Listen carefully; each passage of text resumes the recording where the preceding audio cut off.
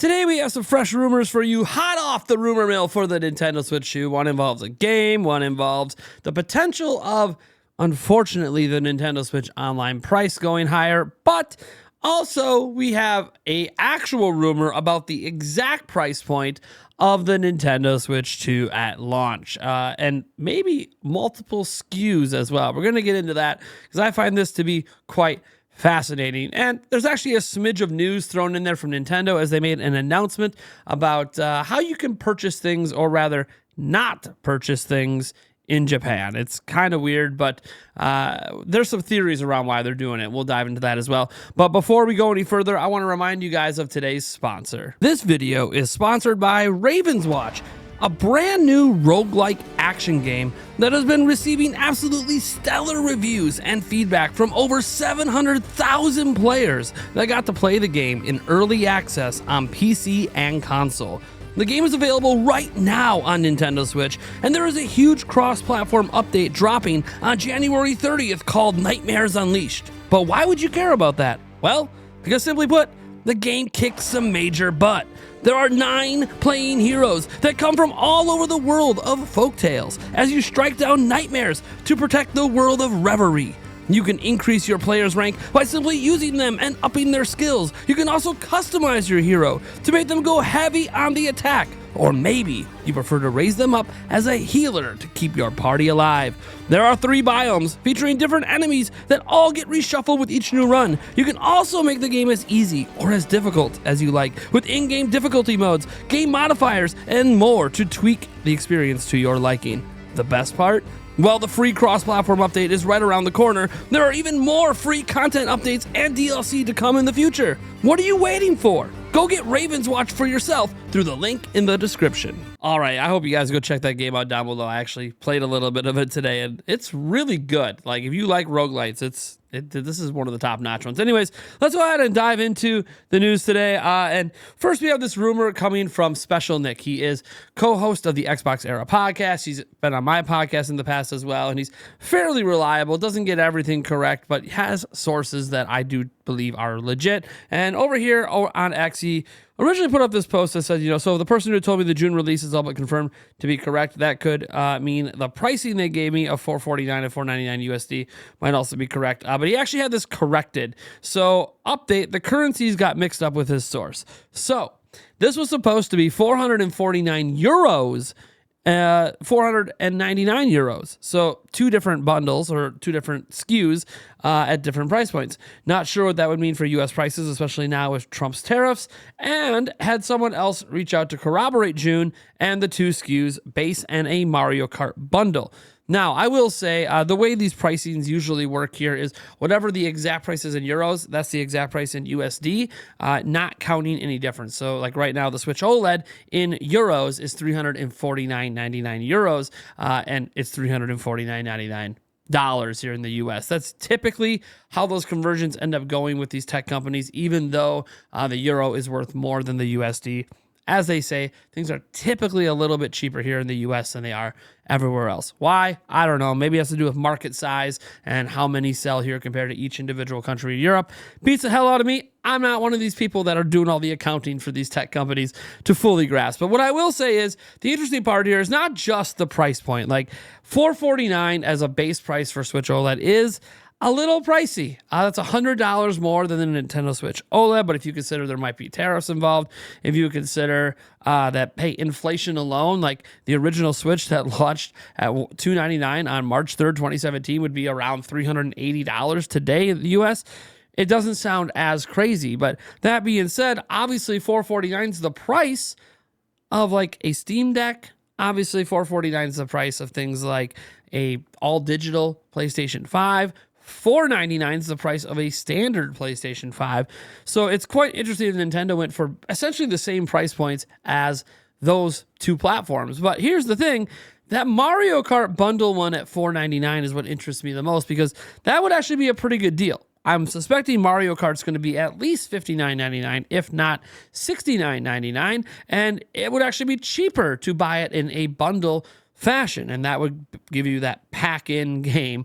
I'm assuming it's probably a digital code for Mario Kart 8. Now, I don't mind a digital code for Mario Kart 8, or in this case, Mario Kart 9, or whatever the hell they call this thing, but I do think bundling in a launch game for basically $50 US is totally fine. It does save you a little bit of money, and let's be honest, a lot of us are going to own the new Mario Kart game, so I don't really mind that. In fact, even the base price of Switch 2, if it does turn out to be $449, I'm not like too miffed about it. While I do believe $399 is the sweet spot, it keeps you off from having to utter $400, even though $399 is $400. It still just sounds better in marketing. I can understand that Nintendo is also different than other companies. They always sell their system break even or at a small profit at launch. And maybe for this thing to be profitable for them, they had to go for the $449 price point. So, hey, I'm okay with this either way. I obviously would prefer things to be cheaper. I think we all want things to be cheaper, but we all understand that gaming is a luxury in life. It is not something we need. It is something that we desire and want.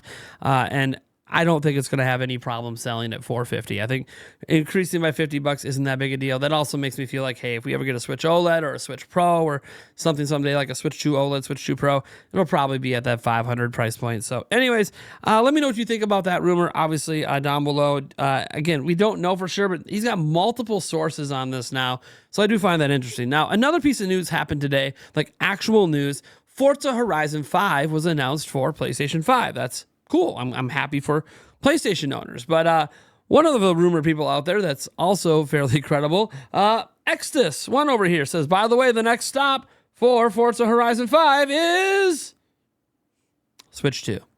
He's saying the next stop is Switch 2. Now, look, I'm not a huge racing fan, but I do know that Forza Horizon 5 reviewed well and is considered by many to be a very, very, very good deal. People really enjoy the game a lot. So honestly, well, I don't know a whole lot about the Forza franchise, and I'm not that into racing games. I do think that it being on Switch 2 would be great. I obviously understand it would be better if we had analog triggers. It kind of looks like we had digital triggers again. I know technically not confirmed yet, but it looks that way. But I don't know. You guys let me know what you think about this. Do you want to see Forza Horizon 5 on Nintendo Switch 2? Look, to me, the more games, the merrier. Not everything has to be about what I like. Now, here is something that I think we've had conversations about this come up on our live streams, and I didn't really know what to think or what to say because Nintendo Switch Online is the cheapest sub-service of the three gaming platforms. It's $20 a year for a standard individual membership. Goes up to like 50 or so for your family membership, or anything to do with like the expansion pack and stuff. It's fairly cheap. It's like $80 a year, I think, for the family, which you can have up to 8 people on, and then I think it's $50 for the expansion pass plus the the original NSO, something like that. Don't quote me on those prices. Look, it just charges me once a year. I got the family pass, so I don't think about it much. But the prices haven't increased. They launched this stuff all the way back in 2018, and they never once increased the pricing. While we're watching Netflix and Apple TV and Amazon Music and all these other sub-services, rise in pricing. We've seen it with PlayStation Network. We've seen it, obviously, with the Xbox stuff. We haven't seen price increases from Nintendo, and it's arguable NSO is actually a very good value today. Maybe it didn't feel like it back in 2018, but today, with the sheer amount of classic games you get, plus some of the new games like the F-Zero 99s and stuff like that, it does feel like a pretty decent value today. That is, if you value those things. If you're only paying it to play online, then you don't, and it doesn't feel like a good value. But what if I were to tell you there's a chance the prices might be going up? Because the prices have already gone up somewhere else. So we have this thread over on Family Wars because this article is in a foreign language, and it says NSO subscription prices increased in Brazil and Mexico, apparently Colombia and Argentina too. Might be all of the Americas down there. Obviously not in North America yet, but you know what I mean. Or I should say not in North America, not in the United States and Canada yet. I guess I should say, because Mexico is part of North America. What I do find interesting here in looking at the prices rising up, I don't care about what those conversions are, but what matters to me is that the prices did rise. Like, this is real. This isn't fake. This isn't a rumor. This is real. The prices did go up. And it makes you wonder if they're considering hiking the prices after Nintendo Switch 2 comes out in places like Europe, the United States, Japan. Their major, biggest markets, because that would be where they would make the most extra money, would be where the most of their subscribers are from, which is Europe, United States, Canada, and Japan. So we'll see. I do think that a price hike of like $5 would be all right. 10 would be pretty steep because that's half of an individual membership right now. But I don't know. We'll have to wait and see if the pricing increases there. You know, it could be sociological, political, economical. There's lots of reasons they might be hiked there. But hey, we could argue we still have those same problems right here in the United States, and the prices haven't gone up. I am expecting NSO to get more expensive, if not at launch, at some point during the Nintendo Switch 2 era. It would be a good idea that if you have your year plans that you get, maybe adding some extra years if you can to your membership before the price hike, because when these price hikes happen, they always honor your current memberships. So now might be the time, if you're going to get a Switch 2, you're going to be a Nintendo Switch Online subscriber, maybe add a few years to your plan so you can make sure you don't have to deal with that price hike, at least for a little while, should it happen. Now, one other piece of news came out officially from Nintendo, and this has spurred a lot of speculation. And this is because Nintendo is impacting anyone outside of Japan's ability to actually buy Nintendo stuff in Japan. So we're going to head on over to X here, where this is literally Nintendo. This is their official account. And as we look at this, it says, notice regarding discontinuation of overseas credit cards and overseas opened PayPal accounts on the Japanese eShop and the Nintendo Store. And then when you open up this article here, and we're going to get that translation in here, this is from Japanese to English. It says payments that will no longer be available include credit card issued overseas, PayPal accounts overseas, and this is beginning on March 25th, 2025, which is notably obviously before the Nintendo Switch 2 Direct and before the Nintendo Switch 2 is out there. They're clearly forward thinking with Nintendo Switch 2. So it says for customers who have previously used overseas issued credit cards or PayPal accounts opened overseas, we ask that you use other payment methods such as credit cards issued in Japan in the future. Now, you can still buy like Japanese eShop cards on like Amazon Japan and some other outlets out there with overseas credit cards, and you get those codes delivered to you digitally, and then you can still find ways to buy games and stuff like that. But this affects your ability not just to like buy digital games, it affects your ability to buy physical games you were importing, or you say you want a Nintendo Switch 2 Japanese for some reason. That would be very hard to do. I don't know what the purpose of this is. Some people brought up it might be about scalping for Switch 2. I don't really think that that's a major issue. I don't think a lot of people are trying to buy out systems in Japan and then bring them elsewhere to sell them for, inflated prices, because it's expensive to get that stuff shipped from Japan to other places. And most of the time, like the Nintendo store in Japan, like doesn't offer international shipping. So like you would have to have that shipped to somebody in Japan to then reship it out to you. It's just a big hassle for what might only be a couple $100 profit. I don't know that a lot of people are going to go through that. So I don't feel like scalping is the thing here. And obviously, like, why would Nintendo care about digital sales? Like, isn't that all good for them? I think that this is maybe security measure. I think there might be some security issues in here. Remember, Nintendo Switch is region free, so you could take your US one, make a Japanese account, buy games in Japan. But and Nintendo's not stopping you from doing that. They're just making it more difficult, where essentially our only path, unless you happen to live in Japan or have a Japanese opened credit card or something, is, you're going to have to just buy Amazon or whatever, Japanese eShop cards somewhere online at places like Amazon Japan. So they're not stopping us. And this clearly means I think the Switch 2 will still be region free. But I'm very curious if it's just like a security thing for them, because maybe they don't have as good a security protections in for overseas accounts. I don't really know. I'd like to know. So it'd be cool if at the investors meeting coming up on February 4th, I'd like someone to maybe ask Nintendo about this. Like, well, can you expand on why you decided to discontinue overseas payments? Because isn't money just money for Nintendo? I'd be interested to find out what Nintendo's reasoning is.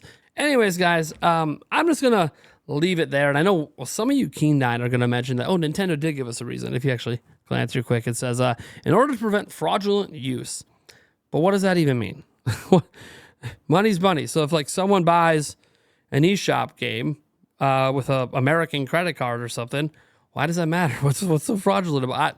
Maybe there's just been, as I said, this is why I feel like it could be just to be a security thing. Maybe they just don't have good protections in place for stolen credit card numbers and something, or stolen PayPal accounts. I have no idea. Maybe there's like a serious thing going on here that we're not even aware of.